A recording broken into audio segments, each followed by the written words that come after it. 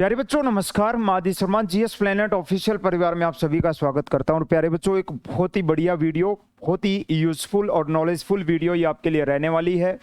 उन सभी बच्चों के लिए जिन्होंने 2024 में पशु परिचर के रूप में एक सरकारी नौकरी लेने का एक सपना अपने मन में, अपने दिल में संजोया है और उसी के लिए उन्होंने लगातार तैयारी शुरू कर दी है। लेकिन प्यारे बच्चे, कुछ ऐसी चीज़ें होती हैं जो चीज़ें हमें जान लेना ज़रूरी होता है। जैसे कोई भी काम करने से पहले उसका टारगेट हम फिक्स करते हैं कि हाँ, हमारा इतनी सीटों पर कंपटीशन रहेगा, इतने बच्चे हैं जिनको हमें compete करना है, इतना हमें टारगेट लेके चलना है, कितने बच्चे हैं जो इस परीक्षा के अंदर बैठेंगे, वो सारी चीज़ें आपको पता होनी चाहिए। उसी के अकॉर्डिंग आपको अपने टारगेट सेट करने हैं आगामी 3 से 4-5 महीने के लिए। ठीक है बच्चे, तो ये पूरा बातचीत करेंगे। पशु परिचर आपको पता है 17 तारीख लास्ट डेट गई है फॉर्म आवेदन अप्लाई करने की, और कितने फॉर्म भरे गए हैं एग्जैक्ट आंकड़ा बताऊंगा बच्चे आपको। ठीक है, एक सीट पर कितना कंपटीशन रहेगा और रणनीति क्या रहनी चाहिए, 3 से 4 महीने 5 महीने हमारी क्या रणनीति रहनी चाहिए, उन सारी चीज़ों के ऊपर हम बातचीत करेंगे। वीडियो अच्छी लगे तो चैनल को सब्सक्राइब कर लेना। ठीक है बच्चे, और जो बच्चे हमारे साथ मिलकर तैयारी करना चाहते हैं इनके बारे में अच्छे से बताऊंगा। सारथी बैच है जो केवल और केवल 299 रुपए में, आई थिंक पूरे यूट्यूब का सबसे सस्ता बैच हमारा ही है। अभी 2 दिन पहले ही बैच की हमने स्टार्टिंग की है। सारी चीजें केवल 299 के अंदर है। दोनों पार्ट हैं इसके अंदर, आपके पार्ट ए भी पार्ट बी भी।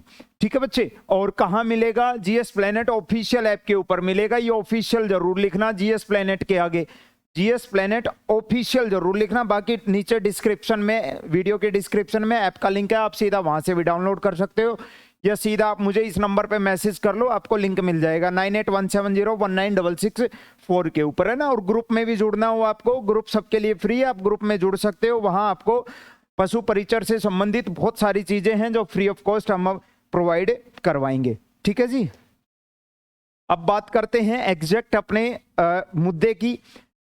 सबसे पहले कुल आवेदन देखो, कोई आपको बता दे 30 लाख आवेदन आए हैं, 40 लाख आए हैं, ऐसा कुछ नहीं है।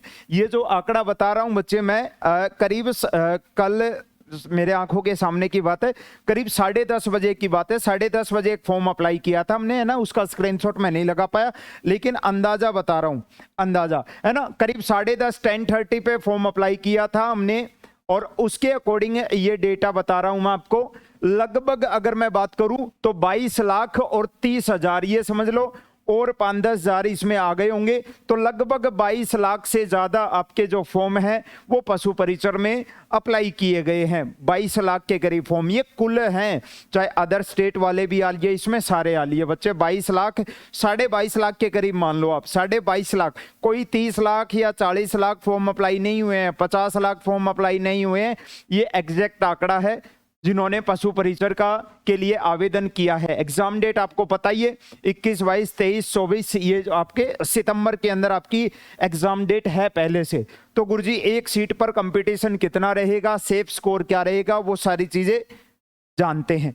लगभग 22 लाख 30 हजार के करीब मैंने बताया कि आवेदन आए हैं। करीब सीट कितनी है आपकी? 5,934 सीट है। इनमें से ये समझ लो 22 लाख 30 हजार में से मैं आपको एग्जैक्ट भी बता दूंगा।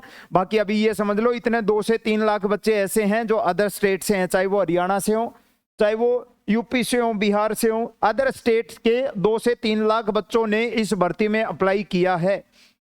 22 लाख में से कुल पद हमारे 5,934 है, लेकिन ये कोई गणित नहीं हुआ कि सीधा सीधा इतने फॉर्म बच्चे बैठेंगे। इतने जितने फॉर्म लगते हैं उनसे 2 से 3 लाख कम बच्चे ही एग्जाम में बैठते हैं। ठीक है, तो सीधा अगर आप ऐसे निकालोगे तो इस हिसाब से तो 375 बच्चे एक सीट के ऊपर चुनाव लड़ेंगे। ठीक है, 375 बच्चे, ऐसा नहीं है बच्चे। एग्जैक्ट अगर मैं आपको बताऊं, ये जो कैलकुलेशन मैंने की है ये बहुत सोच समझ के कितने बच्चे बैठते हैं। बहुत सारे ऐसे भी बच्चे होते हैं जो केवल फॉर्म भरते हैं लेकिन आगे कोई पढ़ाई नहीं करते, कुछ नहीं करते। सीरियस बच्चों के लिए बता रहा हूं, आपका करीब 150 से 175 बच्चों के ऊपर आपका क्या रहेगा, कंपटीशन रहेगा एक सीट के ऊपर।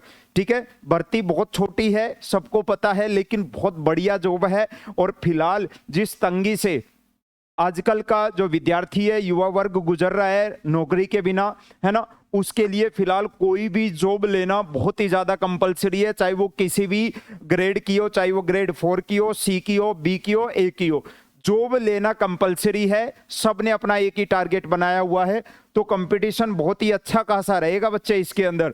अब कहोगे गुरुजी कितनी कट ऑफ जा सकती है? कट ऑफ तो क्या ही बता दें अभी एग्जाम आने से पहले, लेकिन हाँ एक टारगेट लेके, एक सेफ स्कोर लेके हम तैयारी कर सकते हैं। एक तैयारी ताकि जहां से हमें ये लगेगा कि हाँ देखो तैयारी तो पूरी 150 आउट ऑफ 150 की ही करनी है, लेकिन उसके बाद जब आप मॉक टेस्ट लगाओगे, जब आप टेस्ट सीरीज लगाना शुरू कर दोगे, क्योंकि लगभग चीजें आपकी पढ़ी हुई थी, केवल जो पार्ट बी था पशुपालन वाला वो आपको थोड़ा सा पढ़ना था, वो पढ़ना है। 1 महीने बाद लगभग बच्चे टेस्ट सीरीज मॉक टेस्ट लगाने लग जाएंगे। अगर उस मॉक टेस्ट में करीब 115 से 130 के बीच में आपके हर मॉक टेस्ट में अगर आप स्कोर कर पाओगे तो ये समझ लेना आप बिल्कुल सेफ जोन में हो, आपका सिलेक्शन डैम श्योर 100% होगा। इतने में बाकी टारगेट तो पूरा 150 का ही लेके चलना है। ये नहीं कि तुम टारगेट 110 का लेके चल रहे हो, पता चल रहा है कि तुम्हारा स्कोर हुआ है खाली 70, सिलेक्शन नहीं होगा इतने में। जिस हिसाब से भीड़ है ना उस हिसाब से नहीं होगा बच्चे सिलेक्शन।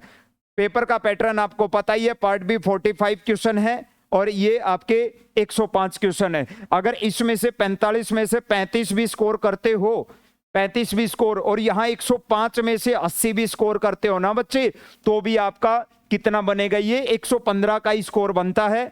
115 जहां पर आप सेफ नहीं हो तो आप ये समझ सकते हो, जो 45 में से 35 लेकर और इधर 105 में से जो जीके वाला पोर्शन है ना, राजस्थान जीके भी आएगी, जिसमें जीके में क्वेश्चन गलत होने के चांसेस होते हैं। सीधा मैथ रीजनिंग हो तो पूरे बटा पूरा स्कोर करने का हम सोचते हैं कि हमारे 30 क्वेश्चन है तो 30 बटा 30 होंगे, लेकिन जीके में कभी भी ये परफेक्शन नहीं आती है, चाहे आप कितना भी पढ़ लेना। ठीक है, तो 105 में से 80 का स्कोर करना बहुत बड़ी बात होगी बच्चे, बहुत बड़ी बात होगी। ठीक है, और उसके बावजूद आपका स्कोर 115 तक बैठ पाएगा, इसलिए मैंने टारगेट बताया है। कब 115 से ज्यादा का आपको टारगेट रखना है तो जाके आप सिलेक्शन की रेंज में रहोगे। ये चीज मैंने बताई है जब आप अपना सिलेबस करने के बाद 1 महीने बाद जो बच्चे मॉक टेस्ट लगाने लग जाएंगे उनके लिए।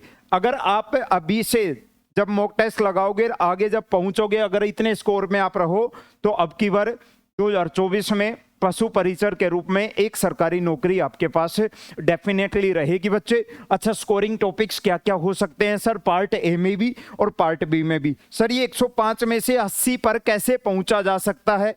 इस 45 में से सर 35 एग्जैक्ट कैसे पहुंचा जा सकता है? स्कोरिंग टॉपिक्स कौन कौन से रहेंगे वो अलग वीडियो के अंदर आपको मैं बताऊंगा, ये वरना ये वीडियो काफी लंबी हो जाएगी।